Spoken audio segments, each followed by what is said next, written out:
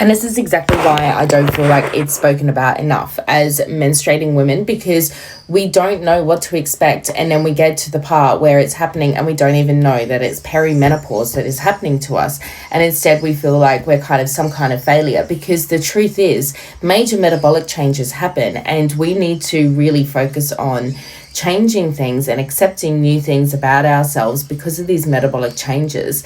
And we also have to understand how much the profound bodily changes of not having estrogen anymore changes your bones as well, because estrogen is an anti-inflammatory hormone. It brings down inflammation, it helps you build muscle, it's like really anabolic, so it helps you build muscle, and without that it's really hard to absorb calcium, it's really hard to build muscle, and it makes your bones way more predisposed to osteoporosis. So we have to know all of these things so that when all of these changes start happening to our body, we don't think that we're some kind of failure, which is generationally what's happened, because no one talks about menopause. So us as fertile age women, we're all about to go through this, all of us, we're all about to go through this, but it's just not spoken about. And instead, it's largely misunderstood, and it has been misunderstood for like all of humanity. Even if we think back to the witch trials, majority of the women who were killed in the witch trials, and they were women, they weren't witches that were killed, they were women,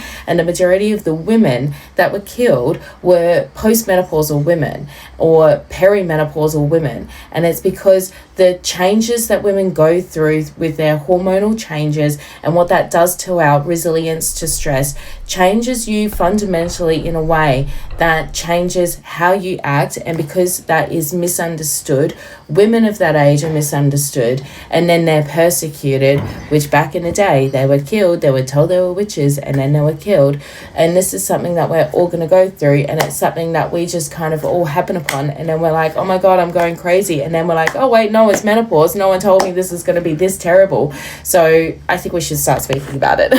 And this is the problem with women's health. Everything is so hard to diagnose with women's health because it's so ever-evolving and changing and all of that. Just think of endometriosis. It takes women up to 9 years to be diagnosed with endometriosis. And we have two doctors here giving two conclusions about menopause. The first thing is perimenopause lasts up to 10 years. That is the 10 years before you actually have menopause, which menopause is defined as 2 years without a period, or is it 1 year, 1 or 2 years without a period. But the perimenopause stage is the up to 10 years before, where your estrogen levels are doing this. They're going up and down, up and down, up and down, going crazy, and then they eventually just start getting lower and lower, still going up and down, and then they peter out, and then they're kaput.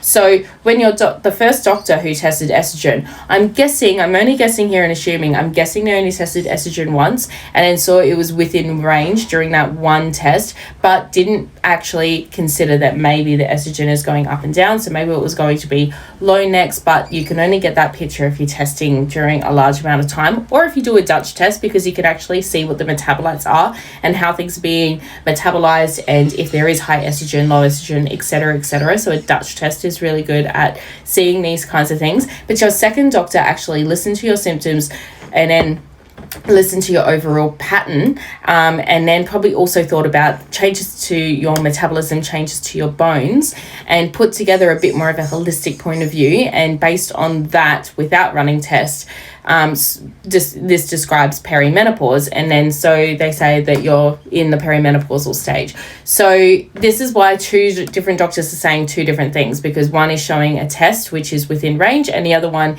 is making a picture out of all of your symptoms, etc., etc. Every single woman is going to go through many perimenopause, and it can creep up on a lot of people, and it can be mistaken for so many different things. So yeah, it's just insane to me that this is something every woman goes through, yet it's like we have no idea when we're going through it. None.